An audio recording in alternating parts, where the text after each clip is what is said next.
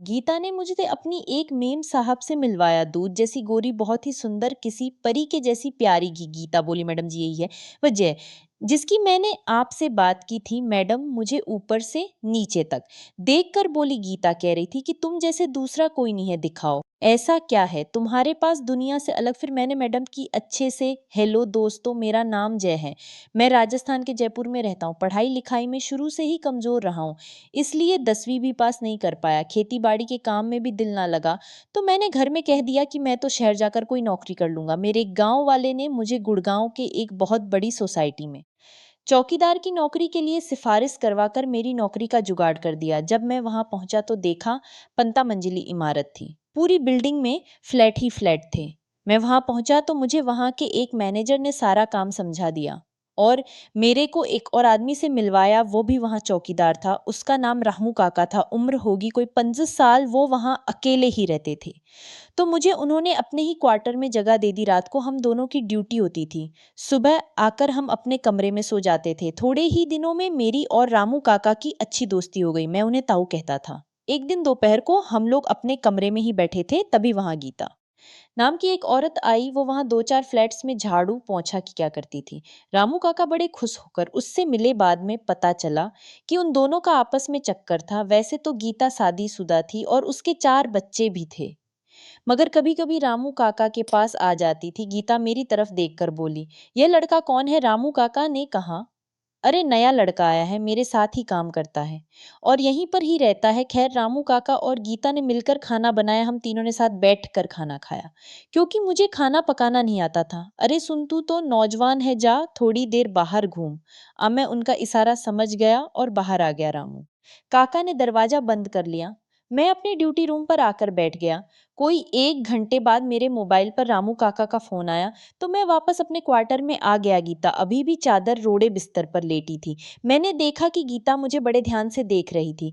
फिर उसने रामू काका से कहा, यह लड़का क्या हमेशा तुम्हारे साथ ही रहेगा? रामू काका ने कहा, हाँ अब तो यहीं रहेगा। फिर गीता बोली, फिर तो हमें पहले की तरह खुला टाइम तो नहीं मिलेगा। मैंने कहा, मुझे तो ताऊ ने फोन करके बुलाया था, आप कहो तो मैं चला जाता हूँ। गीता चादर से निकली। उसे ऐसे देखकर मैं आवाग रह गया।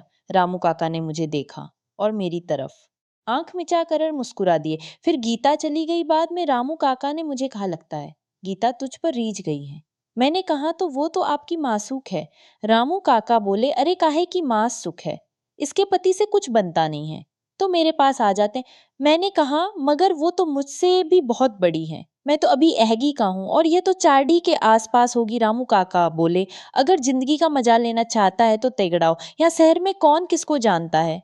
इस सोसाइटी में एक से बढ़कर एक है, कम से कम दौड़ों को तो मैं जानता हूँ, जिनका अपने पति के अलावा बाहर भी चक्कर चल रहा है, और लड़कियों की तो गिनती ही नहीं। इस सोसाइटी कितनी लड़कियां यहाँ वहां फिरती रहती हैं। मैंने कहा, ताऊ मुझे भी लड़कियों को देखकर लगा था जैसे उनकी आंखों में कोई इशारा है, पर मैंने उनको कोई भाव नहीं दिया। तो बोले, हरे तू तो बहुत ही शरीफ है लगता है। कटवाना पड़ेगा, तेरा भी रिबन कटवानेगा। हम ऐसे ही हंसते बोलते बातें करते रहे। अगले हफ्ते रामू काका ने मुझे कहा, आज आधी रात को हम ड्यूटी से वापस अपने क्वार्टर में आ जाएंगे। मैंने कहा, क्यों? और वो भी अपनी ड्यूटी छोड़कर? रामू काका बोले, किसी को पता भी नहीं चलेगा, चुपचाप अपना काम करके वापस आ जाएंगे। मैंने पूछा, कौन सा काम? रामू काका ने मेरा हाथ दबाकर कहा, आज तेरी रिबन कटाई करवानी है, आज तुझे भी घोड़ी पर चढ़ा देना है। मैंने उनकी बात समझकर भी जानबूझकर अनजान बनकर पूछा, क्या मतलब? काका बोले, सब्र कर, लग जाएगा। सब पता, हमारी ड्यूटी शाम 100 से सुबह 100 बजे तक होती थी। उस दिन हम दोनों खूब घूम घूम कर सारी सोसाइटी में बड़ी मुस्तैदी से ड्यूटी की दौड़। 9 बजे तक तो लोग आते जाते ही रहते थे। 1 बजे के करीब रामू काका चले गए मुझे ड्यूटी करते रहने के लिए। कहकर करीब आधे घंटे बाद उनका फोन आया, अरे सुन, एक चक्कर लगाकर सीधा आज जा कमरे में। मैंने सारी सोसाइटी का चक्कर लगाया और सीधा अपने कमरे में आ गया। जब कमरे के अंदर गया तो देखा वहां गीता पहले से ही बैठी थी। रामू काका और गीता दोनों बोतल लिए बैठे थे। एक तरफ नॉनवेज रखा हुआ था, गीता किसी के घर से लाई थी। मैं भी उनके पास जाकर बैठ गया। गीता ने अपने हाथ से एक पेग बनाकर मुझे दिया, मैंने गटागट पी लिया।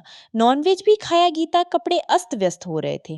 पहले मैंने उस पर ध्यान नहीं दिया, मगर जब 2-3 पैग अंदर चले गए तो गीता मुझे बड़ी सुंदर लगने लगी। रामू काका ने मेरी नज़र भांप ली। फिर रामू काका ने गीता से कहा कि इसे कुछ सिखाओ, तो वो मेरे पास आकर बैठ गई।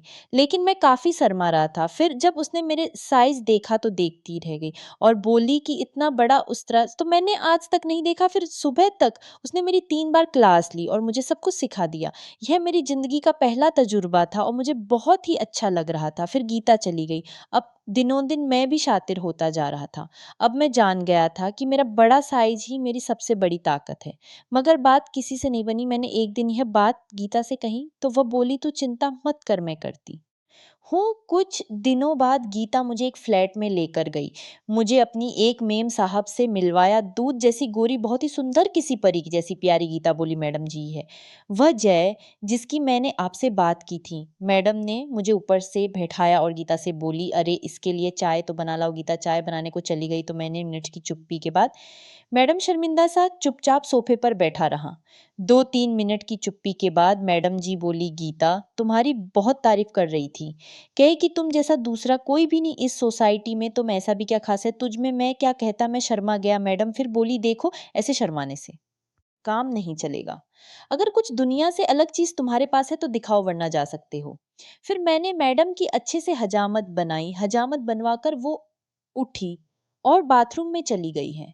फिर वापस आकर बोली, "अब तुम जाओ। जिस दिन फिर जरूरत पड़ी मैं तुम्हें फिर से बुला लूंगी।" मैं उठकर अपने क्वार्टर में वापस आ गया। उसके बाद गीता की मदद से मैंने कईयों की हजामत बनाई। दोस्तों, आपको मेरी यह कहानी कैसी लगी कमेंट करके जरूर बताएं। वीडियो पसंद आई हो तो वीडियो को लाइक और शेयर करें।